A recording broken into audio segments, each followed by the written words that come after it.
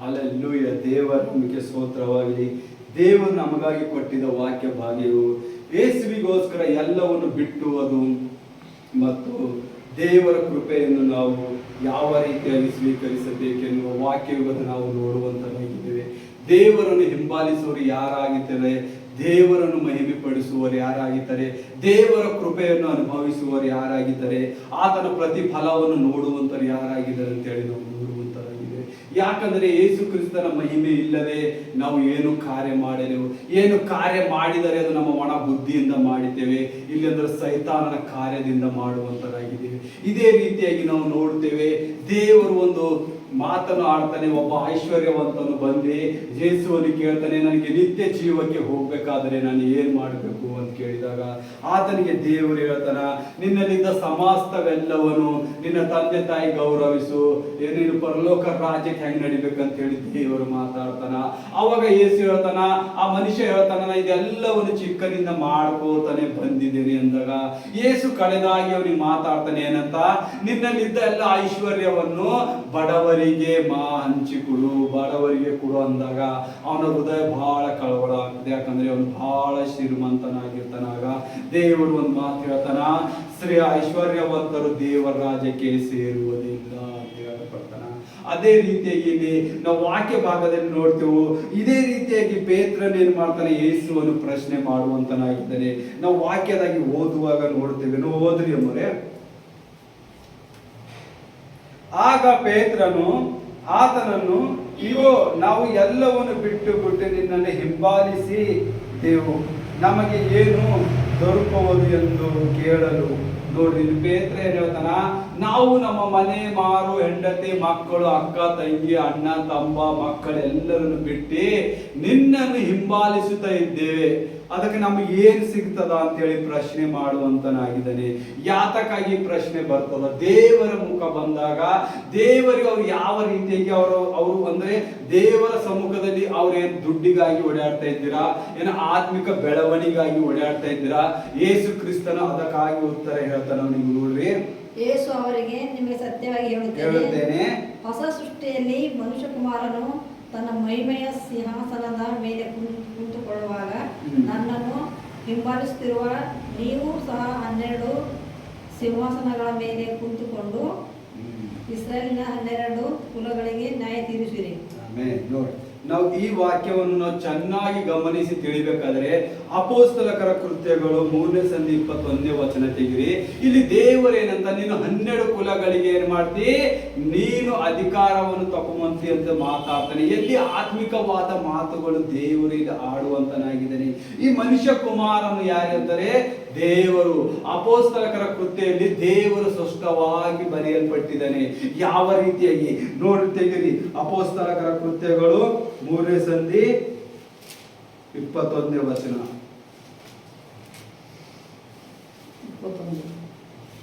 3ನೇ ಸಂಧಿ 21 ಓದ್ತೀರಿ.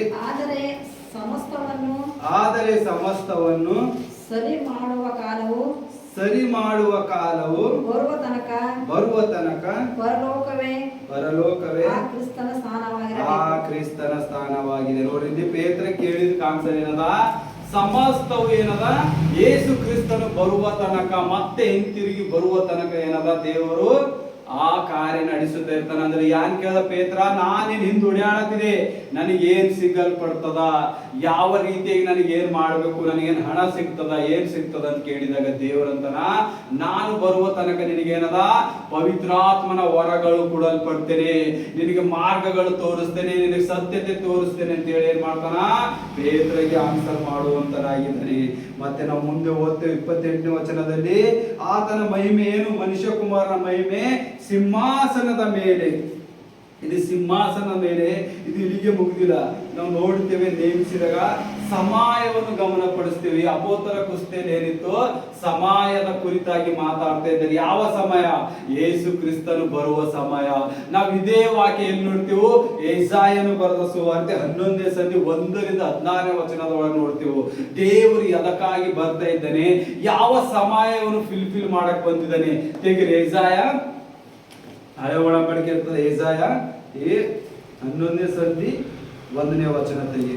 ದೇವರು ಯಾವ ಸಮಯಕ್ಕಾಗಿ ಬರ್ತಾ ಇದ್ರು. ನಾವು ಅಪೊಸ್ತಲರ ಕೃತ್ಯದಾಗ ನೋಡಿದ ಏನದ, ಅಲ್ಲಿದು ಕಾರ್ಯ ಏನದ, ಏಸು ಎದಕ್ಕಾಗಿ ಬರ್ತಾ ಇದ್ದ ನೋಡಿದ. ಆತನ ಏನನ, ಈಸಾಯನ ಬುಡದಿಂದ ಒಂದು ಚಿಗುರು ಒಡೆಯುವುದು, ಅದರ ಬೇರಿನಿಂದ ಹೊರಟು ತಳಿರು ಫಲಿಸುವುದು.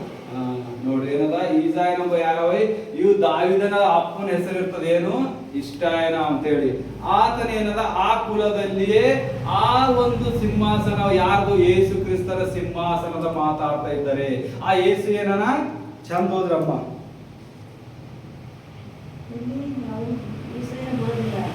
ಏಸಾಯ ಒಂದೇ ಸಂಧಿ ಹೋದೆ.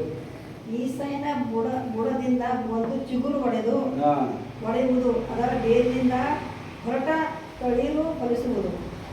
ಆ ಅಂಕುರದ ಮೇಲೆ ಜ್ಞಾನ ವಿವೇಕದಾಯಕ ಆತ್ಮ.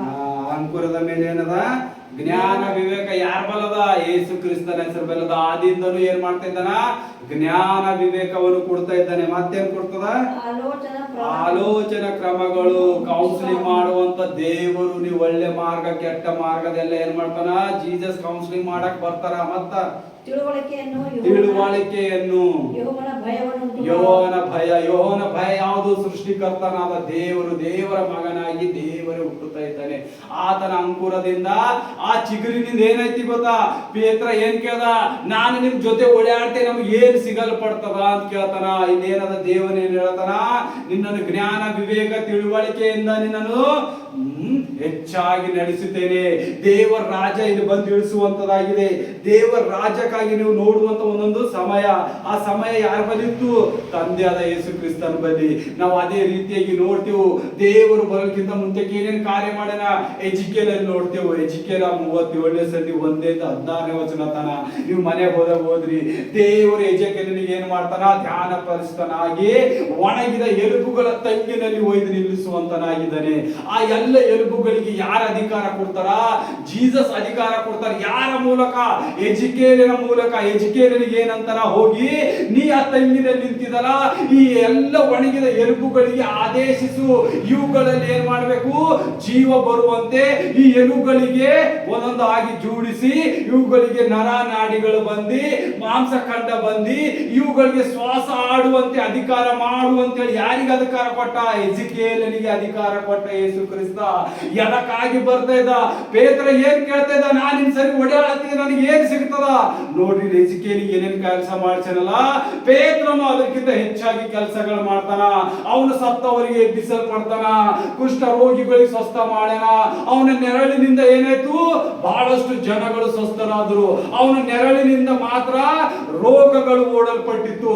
ಅವನ ನೆರಳಿನಿಂದ ಮಾಟ ಮಂತ್ರಗಳು ಬಿಟ್ಟು ಹೋದವು ಮನುಷ್ಯರಿಂದ. ಎಷ್ಟೆಲ್ಲ ಅದ್ಭುತವಾಯ್ತು. ಅದೇ ಹೇಳ್ತಾ ಇದ್ದಾರೆ, ಸಮಯ ಬಂದಾಗ ಎಲ್ಲವನ್ನು ತೋರಿಸ್ತೇನೆ ಅಂತ ಹೇಳಿ ದೇವರು ಹೇಳಿದ ಮಾತು. ನಾವು ಮತ್ತಾಯನ ಬಳಿ ಹೋಗ್ತೇವೆ. ಅದೇ ರೀತಿಯಾಗಿ ಮತ್ತಾಯ 29 ಹೋದ್ರಿ. ಮತ್ತೆ ನೆಕ್ಸ್ಟ್, ಮತ್ತು ನನ್ನ ಹೆಸರಿನ ನಿಮಿತ್ತ ಮನೆಗಳನ್ನಾಗಲಿ, ಅಣ್ಣ ತಮ್ಮಗಳನ್ನಾಗಲಿ, ಅಕ್ಕ ತಂಗಿಯನ್ನಾಗಲಿ, ತಂದೆನಾಗಲಿ, ತಾಯನಾಗಲಿ, ಮಕ್ಕಳನ್ನಾಗಲಿ, ಭೂಮಿನಾಗಲಿ ಬಿಟ್ಟಿರುವವರೆಲ್ಲರಿಗೂ ಅನೇಕ ಪಾಲು ಹೆಚ್ಚಾಗಿ ಸಿಗುವುದು. ಹೌದು, ಆಮೇಲೆ ನೋಡಿ, ದೇವರು ಎದರ್ದು ಹೇಳ್ತಾನೆ ಇದ್ರದೆಲ್ಲ, ನೀ ಎಷ್ಟು ದೇವರಲ್ಲಿ ಓಡಾಡ್ತಾರ, ಈ ಎಲ್ಲ ನಿನ್ನ ಮನೆಗೆ ಏನದ ಆಶೀರ್ವಾದಗಳು ಬರ್ತಾವೆ. ಯಾವ ಆಶೀರ್ವಾದಗಳು? ಆತ್ಮಿಕ ಸಂಬಂಧಗಳಲ್ಲಿ, ವಿಷಯಗಳಲ್ಲಿ ಹೆಚ್ಚಾಗಿ ನೀನು ಕಾರ್ಯ ಮಾಡ್ತಿ. ಯಾವಾಗ ಆತ್ಮಿಕ ಮಾತು ಬರ್ತದಲ್ಲ, ನಿನ್ನ ಕಣ್ಣಿಗೆ ಕಾಣಲಾದಂತ ಒಂದು ಕಾರ್ಯಗಳು ನಡೀತಾ ಇರ್ತಾವ. ಆದರೆ ನೀವೊಬ್ಬ ಪ್ರಯಾಸ ಪಟ್ಟಿದಾಗ ನಿನ್ನ ಕುಟುಂಬದಲ್ಲಿ ಅಭಿವೃದ್ಧಿ ನೋಡುವಂತನಾಗಿತಿ ಅಂತ ದೇವರು ಹೇಳ್ತಾನೆ. ಯಾವ ಅಭಿವೃದ್ಧಿ? ಆತ್ಮಿಕವಾದ ಅಭಿವೃದ್ಧಿ. ದೇವರ ಭಯ ಭಕ್ತಿಯಲ್ಲಿ, ದೇವರ ವಾಕ್ಯ, ದೇವರ ಅಭಿಷೇಕಗಳು, ದೇವರ ವರಗಳಿಂದ ನೀವು ಹೆಚ್ಚಲ್ಪಡ್ತಾ ಹೋಗ್ತೀರಿ. ಯಾವಾಗ? ನೀವು ದೇವರ ಕಾರ್ಯದಲ್ಲಿ ಎದ್ದಾಗ. ಅದೇ ರೀತಿಯಾಗಿ ನೋಡಿ, ಮತ್ತೆ ಮುಂದಿನ ಹೋದ್ರಮ್ಮ, ಮತ್ತು ಅವರು ನಿತ್ಯ ಜೀವಕ್ಕೆ ಬಾಧ್ಯರಾಗುವರು. ಮುಂದಿನ ಆದರೆ ಬಹು ಮಂದಿ ಮೊದಲಿನವರು ಕಡೆಯವರಾಗುವರು, ಕಡೆಯವರು ಮೊದಲಿನವರು. ಆಮೇಲೆ 30ನೇ ವಚನ ಏನದ? ಮೊದಲಿನವರು ಕೊನೆಯಾಗರು, ಕೊನೆಯವರು ಮೊದಲಾಗರು. ದೇವರು ಇದು ಎಲ್ಲ ಪ್ರಥಮವಾದ ಅದ್ಭುತವಾದ ಮಾತಾಡಿದನ. ಇದರ ಮುಖಾಂತರ ಸಾಮ್ಯ ರೂಪವಾಗಿಯೂ ಹೇಳಲ್ಪಟ್ಟಿದ್ದಾನೆ. ಮೊದಲಿನವರು ಯಾರು? ಇವಾಗ ಮಾಡತದ ಕಾರ್ಯಗಳು ನೀನು ಮಾಡುತ್ತಾ ಹೋಗ್ತೀನಿ, ನೀನು ದೇವರಿಗೆ ಮೆಚ್ಚುಗೆ ಆಗ್ತಿ. ಆದರೆ ದೇವರಿಗೆ ಯಾರು ಯಥಾರ್ಥದಿಂದ, ದೀನ ಭಾವತೆಯಿಂದ ಇರ್ತಾರಲ್ಲ, ದೇವರು ಅವರಿಗೆ ಮೆಚ್ಚುವಂತರಾಗಿದ್ದಾರೆ. ಮನಭರಿತವಾಗಿ ಅಂದ್ರೆ ಮನಭರಿತವಾಗಿ ದೇವರಿಗೆ ಯಥಾರ್ಥವಾಗಿ ಕಾರ್ಯ ಯಾರು ಮಾಡ್ತಾರಲ್ಲ ಅವ್ರಿಗೆ ಮಾತ್ರ ದೇವರು ಏನ್ ಮಾಡ್ತಾನ, ತಿಪ್ಪೆಯಲ್ಲಿ ಬಿದ್ದವರು, ತಿರಸ್ಕಾರ ಮಾಡಿದವರು, ಹೇಸಿಗೆ ಪಡುವವರು, ಅವಮಾನ ಪಡಿಸುವವರು, ಅದಕ್ಕೆ ಬರಲಾರದವರನ್ನು ಏನ್ ಮಾಡ್ತಾನ ದೇವರು ಎತ್ತಿ ಮೊದಲನೇವನಾಗಿ ಮಾಡ್ತಾನ. ಆ ಮೊದಲನೇವಾಗಿ ಆಗ್ಬೇಕಾದ್ರೆ ನಾವೇನ್ ಕಾರ್ಯ ಮಾಡಬೇಕು? ದೇವರಿಗೆ ಭಯ ಭಕ್ತಿ ಇರಬೇಕು, ದೇವರ ಭಯ ಭಕ್ತಿಯಲ್ಲಿ ನಡಿಬೇಕು, ದೇವರ ದೀನತೆಯಲ್ಲಿ ನಡಿಬೇಕು, ಆತನ ಹೇಳಿದ ಕಾರ್ಯಗಳು ನಡಿಬೇಕು. ಆಗ ನಡೆದಾಗ ಏನಾಗ್ತೇವೋ, ನಾವು ಕೊನೆಯಾಗಿದ್ದವರು ಮೊದಲನಾಗಿದ್ದೆವು. ನಾವು ಅದೇ ಪಾಪದಲ್ಲಿ, ಅದೇ ದುಃಖದಲ್ಲಿ, ಅದೇ ಮಾಡಿದ ಹೊಲಸದ ಕೆಲಸದಲ್ಲಿ ದಿನನಿತ್ಯ ಮಾಡಿದ್ರೆ ನೀ ಕೊನೆಯವನಾಗಿದ್ದವು ನೀನು ಕೊನೆಯಾಗಿ ಇರ್ತೀನಿ, ನೀನು ಮೊದಲಾಗಿ ಬರಲ್ಲ. ಯಾವಾಗ ನಾನಿವತ್ತು ಪಾಸ್ಟರ್ ಆಗಿ 10 ವರ್ಷ ಸೇವೆ ಮಾಡಿದೆ ಅಂತ ತಿಳ್ಕೊರಿ, 10 ವರ್ಷ ಸೇವೆಯಲ್ಲಿ ನಾನು ಎಲ್ಲೆಲ್ಲ ಪಾಪ ಮಾಡ್ತೆ, ಆದರೆ ಹೊಸವಾಗಿ ಒಬ್ಬ ಹುಡುಗ ಬಂದನಂತ ತಿಳ್ಕೊರಿ ಪಾಸ್ಟರ್ ಆಗಿ, ಅವನಿಗೆ ದೇವರು ಅದೇ ಅಭಿಷೇಕ ಮಾಡ್ತಾನೆ. ಯಾವ ಅಭಿಷೇಕ ನನಗೆ ಮಾಡಿದಲ್ಲ ಅದೇ ಅಭಿಷೇಕ ಮಗನಿಗೆ ಮಾಡ್ತಾನ. ಆದರೂ ನಾನೇನ್ ಹೇಳ್ತೆ, ನಾ 10 ವರ್ಷ ನಾನು ಎಷ್ಟು ಸೇವೆ ಮಾಡಿದರೂ ನನಗೆ ಏನು ಸಿಕ್ಕಿಲ್ಲಲ್ಲ, ಅವನು ಹೀಗೆ ಬಂದಾಗ ಅವನಿಗೆ ಸಿಕ್ಕಿದ ಆ ಅಭಿಷೇಕ ನಿನಗೂ ಸಿಕ್ಕಿತು. ಏನ್ ಮಾಡ್ದಿ? ನಿನ್ನ ಪಾಪ ಸುಳ್ಳಾದ ಬೋಧನೆಗಳು ಮಾಡಿ ಮಾಡಿ ಇಲ್ಲದಾರದಂತ ಹೃದಯಗಳು ಕೆಡಿಸಿ ನಿನ್ನ ದೇವರಿಗೆ ದೇವರ ಕೋಪ ಬಂದಾಗ ನಿನ್ನಲ್ಲಿ ಏನು ನಡೆಯಂತೇಳಿ ದೇವರಿಗೆ ಹೇಳಲ್ಪಡ್ತಾನ. ಇದು ವಾಕ್ಯ ಅದಕ್ಕಾಗಿ ಶಿಷ್ಯರಿಗಾಗಿ ಸಾರಲ್ಪಟ್ಟಿತ್ತು. ಯಾಕಂದ್ರೆ ಇಲ್ಲಿ ನಾನು ಹೆಚ್ಚಿನವರು ನೀವು ಹೆಚ್ಚಿನವರು ಅನ್ನೋದಕ್ಕಿಂತ ದೇವರು ಏನ್ ಮಾಡ್ತಾನ, ಎಲ್ಲರಿಗೂ ಏಕ ಸಮವಾಗಿ ನೋಡುವಂತನಾಗಿದ್ದಾನೆ. ನೀನು ಪಾಸ್ಟರ್ ಆದಿ ನಿನಗೂ ಅದೇ ಅಭಿಷೇಕ ಮಾಡ್ತಾನ, ನೀನು ಪಾಸ್ಟರ್ ಆದಿ ನಿನಗೂ ಅದೇ ಅಭಿಷೇಕ ಮಾಡ್ತಾನ. ನೀ ಎಷ್ಟು ದೃಢವಾಗಿ ನಡೀತಿ, ಎಷ್ಟು ಸತ್ಯವಾಗಿ ನಡೀತಿ ಅಂತ ದೇವರು ನೋಡ್ತಾನ. ನಾವು ಅದೇ ರೀತಿಯಾಗಿ ಸಾಮ್ಯ ಮೂಲಕವಾಗಿ ನೋಡ್ತೇವೆ. 20ನೇ ಸಂಧಿ ಓದ್ರಮ್ಮ, 20ನೇ ವಚನ 1ನೇ ಸಂಧಿಯಿಂದ 16ನೇ ವಚನ ತನ ಒಂದೊಂದಾಗಿ ಓದ್ರಿ. ಆ ಸಾಮ್ಯ ರೂಪದ ಅರ್ಥದಲ್ಲಿ ನಾವು ಏನೇನದಂತ ನೋಡ್ಕೊಳ್ಳೋಲ್ಲ. ಇವತ್ತು ಅದು ಹೇಗೆಂದರೆ ಪರಲೋಕ ರಾಜ್ಯವು ಒಬ್ಬ ಮನೆಯ ಒಬ್ಬ ಮನೆಗೆ ಯಜಮಾನನಿಗೆ ಹೋಲಿಕೆಯಾಗಿದೆ. ಯಾರಿ ಒಬ್ಬ ಮನೆ ಯಜಮಾನ? ದೇವರ ರಾಜ್ಯ. ನಾವು ಯೇಸು ಕ್ರಿಸ್ತನ ಹೆಸರಲ್ಲಿ ಬರುವಾಗ ಇದು ಮೊದಲು ಕಂಡುತ್ತದೆ. ಬೋಧನೆ ಕೇಳಿ ಅಧ್ಯಾಯದಲ್ಲಿ ಏನೆಲ್ಲ ಹೇಳಲ್ಪಟ್ಟಿದಲ್ಲ, ಇದೇನದ? ಪರಲೋಕ ರಾಜ್ಯ ಒಬ್ಬ ಮನೆಯ ಯಜಮಾನಿಗೆ ಹೋಲಿಕೆಯಾಗಿದೆ. ಅವನು ತನ್ನ ದ್ರಾಕ್ಷಿ ತೋಟದಲ್ಲಿ ಕೂಲಿ ಕಳೆಯುವುದಕ್ಕೆ ಬೆಳಗ್ಗೆ ಹೊರಟನು. ಯಾರಿಗಾಗಿ? ಈ ಕೂಲಿ ಆಳುಗಳು ಯಾರ? ನಾವೇ, ಶಿಷ್ಯರು, ಪಾಸ್ಟರ್ಗಳು, ಜನರು, ಇವೆಲ್ಲ ಕೂಲಿ ಆಳು. ದೇವರು ಏನಂತಾನ, ಲೋಕವನ್ನು ಸೃಷ್ಟಿಸಿದ ಜನ ಅಂತನ. ನಮ್ಮ ಮನಸ್ಸುಗಳು ನೋಡಿ ದೇವರು ಮೊದಲು ಕರೆಯುವಂತನಾಗಿದ್ದಾನೆ. ಇಲ್ಲಿ ಪೇತ್ರನು ಇದೇ ಮಾತಾಡ್ತಾ ಇದ್ದಿದ್ದಾನೆ. ನಾನು ನಿನ್ನ ಹಿಂದೆ ಓಡಾಡ್ತಾ ಇದ್ದಿದೆಯಲ್ಲ, ನನಗೆ ಏನ್ ಸಿಗ್ತದಂತ ಕೇಳೇನಲ್ಲ, ದೇವರಿ ಸಾಮ್ಯ ರೂಪವಾಗಿ ದೇವರು ಮಾತಾಡಿದಾನೆ. ಮೊದಲನೇವು ಕೊನೆಯಾಗುವನು, ಕೊನೆಯವನು ಮೊದಲನಾಗುವುದು ಅನ್ನುವುದೇ ಸಾಮ್ಯ ರೂಪದ ಅರ್ಥ. ಇಲ್ಲಿ ದೇವರು ಏನದ? ಪರಲೋಕ ರಾಜ್ಯವೇ ಒಬ್ಬ ಮನೆ ಯಜಮಾನ. ಅಂದ್ರೆ ಪರಲೋಕ ರಾಜ್ಯ ಅಂದ್ರೆ ಯಾರು? ದೇವರು. ದೇವರು ಯೆಹೋವ ದೇವರೇ ಪರಲೋಕ ರಾಜ್ಯಕ್ಕೆ ಹೆಸರಾಗಿ ಮನೆಯನ್ನು ಕೊಡಲ್ಪಟ್ಟಿದೆ. ನಾವು ನೋಡ್ತೇವೆ ಮುಂದೆ ಯಾರಿಗೆ ಇಲ್ಲ. ಆಳಿಗೆ ದಿನಕ್ಕೆ ಒಂದು ಪಾವಲಿಯಂತೆ ಕೂಲಿ ಗೊತ್ತು ಮಾಡಿ ಅವನನ್ನು ದ್ರಾಕ್ಷಿ ತೋಟಕ್ಕೆ ಕಳಿಸಿದನು. ತರುವಾಯ ಹೆಚ್ಚು ಕಡೆ 9 ಗಂಟೆ ಹೋಗಿ ಪೇಟೆಯಲ್ಲಿ ಸುಮ್ಮನೆ ನಿಂತಿದ್ದ ಇನ್ನು ಕೆಲವರನ್ನು ಕಂಡು, ನೀವು ಸಹ ನನ್ನ ದ್ರಾಕ್ಷಿ ತೋಟಕ್ಕೆ ಹೋಗಿರಿ, ನಿಮಗೆ ಸರಿಯಾದ ಕೂಲಿಯನ್ನು ಕೊಡುತ್ತೇನೆ ಅನ್ನಲು ಅವರು ತೋಟಕ್ಕೆ ಹೋದರು. ಅವನು ತಿರುಗಿ ಹೆಚ್ಚು ಕಡಿಮೆ 12 ಗಂಟೆ ಮತ್ತು 3 ಗಂಟೆಗೆ ಹೋಗಿ ಅದೇ ಪ್ರಕಾರ ಮಾಡಿದನು. ತಿರುಗಿ ಹೆಚ್ಚು ಕಡಿಮೆ ಸಾಯಂಕಾಲ 5 ಗಂಟೆಗೆ ಹೋಗಿ ಬೇರೆ ಕೆಲವರು ನಿಂತಿರುವುದನ್ನು ಕಂಡು ಅವರನ್ನು, ದಿನವೆಲ್ಲ ಇಲ್ಲಿ ಯಾಕೆ ಸುಮ್ಮನೆ ನಿಂತಿದ್ದೀರಿ ಎಂದು ಕೇಳಲು ಅಂದರು. ಯಾರು ನಮಗೆ ಕೂಲಿ ಕರೆಯಲಿಲ್ಲ ಅಂದಾಗ ಅವನು, ನೀವು ಸಹ ನನ್ನ ದ್ರಾಕ್ಷಿ ತೋಟಕ್ಕೆ ಹೋಗಿರಿ ಅಂದನು. ಸಂಜೆ ಹೊತ್ತಿಗೆ ದ್ರಾಕ್ಷಿ ತೋಟದ ಯಜಮಾನನು ತನ್ನ ಪಾರುಪತ್ಯಗಾರನಿಗೆ ಆ ಆಳುಗಳನ್ನು ಕರೆದು ಕಡೆಗೆ ಬಂದವರನ್ನು ಮೊದಲು ಮಾಡಿಕೊಂಡು ಮೊದಲು ಬಂದವರಿಗೆ ತನಕ ಅವರಿಗೆ ಕೂಲಿ ಕೊಡಿ ಎಂದು ಹೇಳಿದನು. ಆಗ ಸಾಯಂಕಾಲ 5 ಗಂಟೆ ಬಂದವರಿಗೆ ಒಂದೊಂದು ಪಾವಲಿ ಸಿಕ್ಕಿತು. ತರುವಾಯ ಮೊದಲಿನವರು ಬಂದು ತಮಗೆ ಹೆಚ್ಚು ದೊರೆಯುತ್ತದೆಂದು ನೆನೆಸಿದರು. ಆದರೆ ಇವರಿಗೆ ಸಹ ಒಂದೊಂದು ಪಾವತಿ ಸಿಕ್ಕಿತು. ಅದನ್ನು ತೆಗೆದುಕೊಂಡು ಮನೆಗೆ ಯಜಮಾನ ಮೇಲೆ ಗುಣುಗುಟ್ಟುತ್ತಾ, ಕಡೆಗೆ ಬಂದ ಇವರು 1 ತಾಸು ಹೊತ್ತು ಮಾತ್ರ ಕೆಲಸ ಮಾಡಿದ್ದಾರೆ. ನಾವು ದಿನವೆಲ್ಲ ಬಿಸಿಲಲ್ಲಿ ಕೆಲಸ ಮಾಡಿ ಕಷ್ಟಪಟ್ಟಿದ್ದೇವೆ. ಇವರನ್ನು ನಮ್ಮ ಸಮಯ ಮಾಡಿದೆಯೇ ಅಂದರು. ಅದಕ್ಕೆ ಅವನು ಅವರಲ್ಲಿ ಒಬ್ಬನಿಗೆ, ಏನಪ್ಪ, ನಾನು ನಿನಗೆ ಅನ್ಯಾಯ ಮಾಡಲಿಲ್ಲ. ನೀನು ನನ್ನ ಸಂಗಡ 1 ಪಾವಲಿಗೆ ಒಳಪಟ್ಟಿಯಲ್ಲ. ನಿನ್ನ ಕೂಲಿ ತಕೊಂಡು ಹೋಗು. ನಿನಗೆ ಕೊಟ್ಟದಂತೆ ಕಡೆಗೆ ಬಂದ ಇವನಿಗೂ ಕೊಡುವುದಕ್ಕೆ ನನಗೆ ಮನಸ್ಸುಂಟು. ನನ್ನ ಬದುಕನ್ನು ನಾನು ಬೇಕಾದ ಹಾಗೆ ಮಾಡಬಲ್ಲೆವು. ನಾನು ಒಳ್ಳೆಯವನಾಗಿರುವುದು ನಿನ್ನ ಕಣ್ಣನ್ನು ಒತ್ತಿತೋ ಎಂದು ಹೇಳಿದನು. ಈ ಪ್ರಕಾರ ಕಡೆಯವರು ಮೊದಲಿನವರಾಗುವರು, ಮೊದಲಿನವರು ಕಡೆಯವರಾಗುವರು ಎಂದು ಹೇಳಿದರು. ದೇವರಲ್ಲಿ ಏನಿದ ಸಾಮ್ಯ ರೂಪದಾಗಿ ಮೊದಲು ಏನ್ ಮಾಡ್ತಾನ, 6 ಗಂಟೆ ಕೆಲಸ ಮಾಡಿಸ್ಕೊಂಡು ನನಗೆ ಮಾರ್ನಿಂಗ್ ಟೈಮಲ್ಲಿ ಹೋಗಿ ಆಳಿಗೆ ಏನ್ ಮಾಡ್ತಾನೆ ಬಿಡ್ತಾನೆ. ದೇವ್ರು ಮತ್ತೇನ್ ಮಾಡ್ತಾನೆ, ಮಧ್ಯಾಹ್ನ ಸಮ 9 ಗಂಟೆಗೆ ಹೋಗಿ ಅವನಿಗೆ ಆಳಿಗೆ ಅಲ್ಲಿ ಹಚ್ತಾನೆ. ಅದ್ರ ಬನ್ನಿ 12 ಗಂಟೆಗೆ ಹೋಗಿ ಮತ್ತೊಡೆ ಬೀದಿಯಲ್ಲಿ ನಿಂತಿದ್ದವ್ರಿಗೆ ಕರ್ಕೊಂಡೋಗಿ ಏನ್ ಮಾಡ್ತಾನೆ, ಕೂಲಿಗೆ ಹಚ್ತಾನೆ. 3 ಗಂಟೆಗೆ ಹೋಗ್ತಾನೆ. ಮತ್ತೆ ಹೋಗಿ ಆ ಬೀದಿಯಲ್ಲಿದ್ದ ಕೆಲಸಗಾರಿಗೆ ಹೋಗಿ ಆ ತೋಟದ ಕೆಲಸ ಹಚ್ತಾನೆ. ಮತ್ತೆ 5 ಗಂಟೆಗೆ ಹೋದವನಿಗೆ ಆ ತೋಟದಲ್ಲಿ ಹೋಗಿ ಕೆಲಸಕ್ಕೆ ಹಚ್ತಾನ. ಇವು 4-5 ಮಂದಿ ಎಲ್ಲ 5 ಒಂದೊಂದು ಟೈಮಿಗೆ ಬರ್ತಾರೆ. ಎಲ್ಲಿಗೆ? ದೇವರ ಮಕ್ಕಳಾಗಿ, ಸೇವಕರಾಗಿ, ಶಿಷ್ಯರಾಗಿ. ಈ ಆಳುಗಳಂದ್ರೆ ಶಿಷ್ಯರು. ಯಾಕಂದ್ರೆ ದ್ರಾಕ್ಷ ತೋಟವು ಯಾರು? ಲೋಕದ ಸರ್ವ ಜನರು. ನಾವೆಲ್ಲ ಇದೆಲ್ಲ ಕಾರ್ಯ ಯಾರು ಮಾಡ್ತಾರ? ದೇವರು ಏನ್ ಮಾಡ್ತಾನ? ಯಾರಿಗೆ ಯಾವಾಗ ಆರಿಸಲ್ಪಡ್ತಾನ? ನಿಮ್ಗೆ ಯಾಕೆ ಆರಿಸನಮ್ಮ? ಈ ಟೈಮಿನಾಗ ಆರಿಸಿ ನಿನಗೆ ಅನ್ಯ ಭಾಷೆ ಕೊಟ್ಟಾನಂದ್ರ ನಿನಗೆ 5 ಗಂಟೆಗೆ ಆರಿಸಲ್ಪಟ್ಟಂಗ. ನೀನ್ ಏನ್ ಮಾಡಿದಿ? ನೀ ಈಗ ಬಂದಿದ ಕಾರ್ಯ. ನಿನಗಿಂತ 10 ವರ್ಷ 20 ವರ್ಷ ಕೆಲಸ ಮಾಡಿರ್ಬೇಕು ದೇವ್ರ ಸೇವೆಯಲ್ಲಿ. ಏನೆಲ್ಲ ತರ ನಾನು ಇಷ್ಟು ವರ್ಷದಲ್ಲಿ ದೇವರೇ ನಿನ್ ಸೇವೆ ಮಾಡ್ಕೊತ ಬಂದಿದೆ. ಯಾಕೆ ನನಗೆ ಆ ಕಾರ್ಯ ಕೊಟ್ಟಿಲ್ಲ? ನನಗೆ ಯಾಕೆ ಆ ಸ್ಟೇಟಸ್ ಕೊಟ್ಟಿಲ್ಲ? ಯಾಕೆ ನನಗೆ ಅಷ್ಟೆಲ್ಲ ಅಭಿವೃದ್ಧಿ ಕೊಟ್ಟಿಲ್ಲ? ಈತನು ಹೀಗೆ ಬಂದನ, 5 ಗಂಟೆಗೆ ಬಂದನ, ಆದ್ರೆ ಬಿನಿ ಅವನಿಗೆ 1 ಪಾವಲಿ ಅಂದ್ರೆ 1 ಕೂಲಿ ಕೊಡ್ಲತ್ತಿದಿ, ನನಗೆ ಯಾಕೆ ಕೂಲಿ ಕೊಟ್ಟಿಲ್ಲ ಅಂತ ಹೇಳಿ ದೇವರಿಗೆ ಕೇಳುವಂತರಾಗಿದ್ದಾರೆ. ಮಧ್ಯಾಹ್ನ ಬಂದಿದವೇನು ಅಂಬಲ, ಸಂಜೆಗೆ ಬಂದವೇನು ಅಂಬಲ, 12 ಗಂಟೆಗೆ ಬಂದಿನವೇನು ಅಂಬಲ. ಏನಂತಾನ? ಆ ಯಜಮಾನನಿಗೆ ಎಷ್ಟು ಕೊಡ್ತಾನಲ್ಲ ಕೂಲಿ, ಅಷ್ಟು ಕೂಲಿ ಮೇಲೆ ಅವ್ರು ಏನಾರ ತೃಪ್ತರಾಗಿರ್ತಾರ. ಅದಕ್ಕೆ ದೇವ್ರು ಏನಂದನ, ಮೊದಲನೆಯವನು ಕೊನೆಯಾಗುತ್ತಾನ, ಕೊನೆಯವನು ಮೊದಲನೇ ಆಗ್ತಾನಂದ್ರೆ ಇದೇ ದೇವರ ಮಾತು.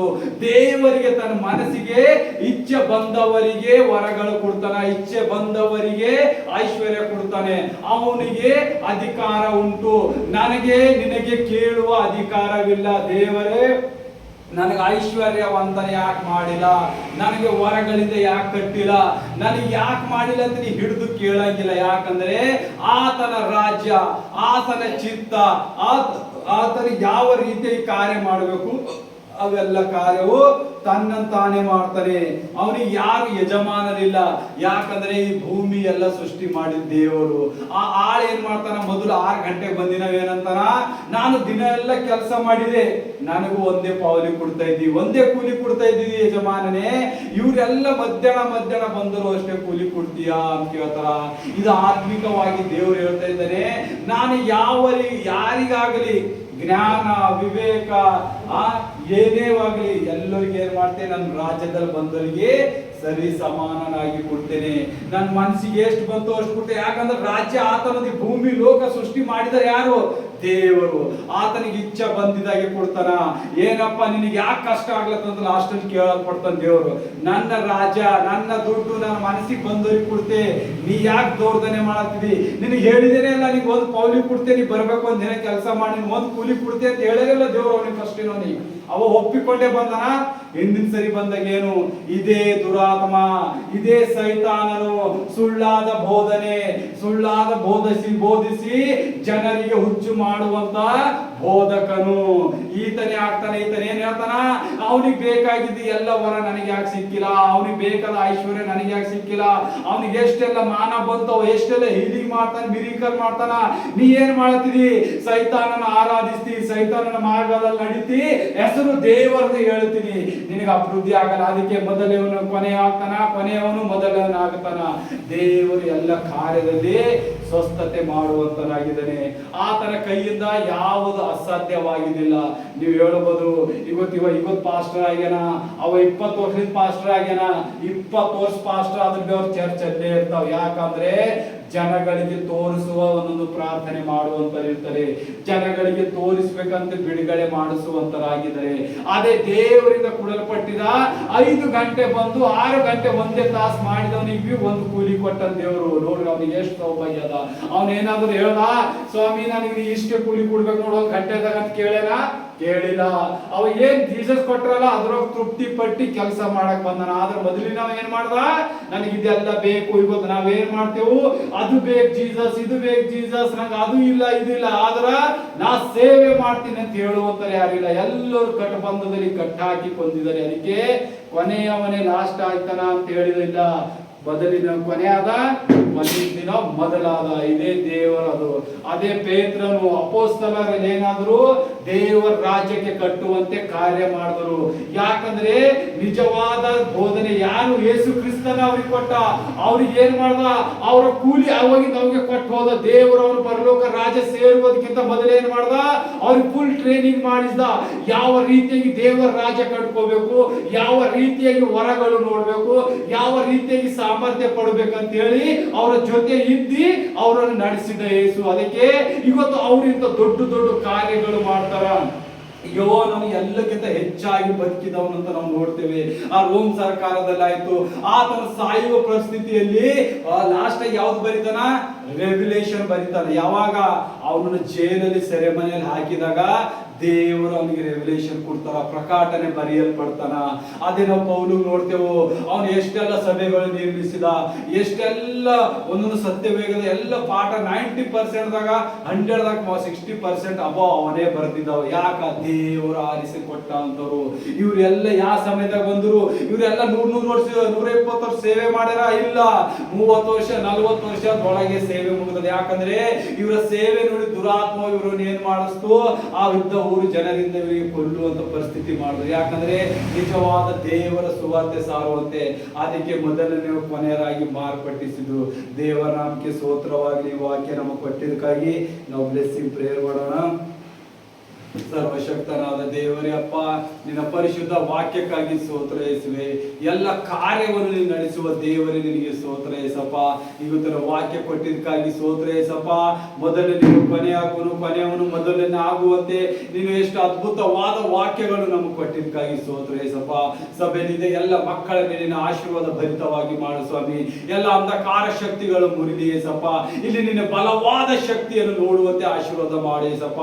ಹೌದು ಯೇಸುವೆ, ಇಲ್ಲಿ ನಿಂತಿದ ಒಂದೊಂದು ಮಕ್ಕಳ ಮೇಲೆ ನಿನ್ನ ಅಭಿವೃದ್ಧಿಯ ಫಲವನ್ನು ತುಂಬಿಸಪ್ಪ, ನಿನ್ನ ಆತ್ಮದ ಫಲವನ್ನು ತುಂಬಿಸಪ್ಪ, ನಿನ್ನ ಕಾರ್ಯಗಳನ್ನು ಹೆಚ್ಚಾಗಿ ಮಾಡಲೇಸಪ್ಪ.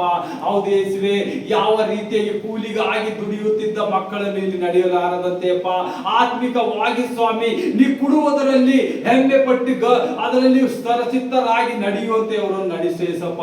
ಹೌದು ಯೇಸುವೆ, ನಿನ್ನ ಪರಲೋಕದಿಂದ ಬಂದಿದ ಒಂದೊಂದು ಕಾರ್ಯಗಳು ಎಂದಿಗೂ ನಾಶವಾಗುವುದಿಲ್ಲ ಯೇಸಪ್ಪ. ಅವು ಉನ್ನತಿಗೆ ಅಭಿವೃದ್ಧಿ ಪಡುವಂತದಾಗಿದೆ. ಈ ಸಭೆಯಲ್ಲಿ ಕೂತಿದ ಮಕ್ಕಳ ಮೇಲೆ, ಆನ್ಲೈನ್ ನೋಡುವ ಮಕ್ಕಳ ಮೇಲೆ ಆಶೀರ್ವಾದದ ಮಳೆ ಸುರಿಸೇಸಪ್ಪ. ಎಲ್ಲ ಅಂಧಕಾರ ಶಕ್ತಿಗಳನ್ನು ಮುರಿದಿದ್ದಕ್ಕಾಗಿ ಸ್ತೋತ್ರ. ಈ ಸಭೆಯಲ್ಲಿ ಬಂದಿದ ಮಕ್ಕಳ ಒಂದೊಂದು ಹೃದಯವನ್ನು ಸಂಪೂರ್ಣ ಕ್ಲೀನ್ ಆಗಿ ಮಾಡಿದಕ್ಕಾಗಿ ಸ್ತೋತ್ರ. ಅವ್ರ ಗಾಯಗಳು ಕಟ್ಟಿ, ಅವರ ಚಿಂತೆ ದುಃಖಗಳನ್ನು ನೀಗಿಸಿ, ಹೊಸ ಜೀವನ, ಹೊಸ ರೂಪನ, ಹೊಸ ಹುಟ್ಟುವಿಕೆಯಾಗಿ ನೀನು ಮಾಡಿದಕ್ಕಾಗಿ ಸ್ತೋತ್ರ ಯೇಸಪ್ಪ. ನಿನ್ನಲ್ಲಿ ಹೊಸ ಬಲ ಕಾರ್ಯಗಳು ಮಾಡಿದಕ್ಕಾಗಿ ಸ್ತೋತ್ರ ಯೇಸಪ್ಪ.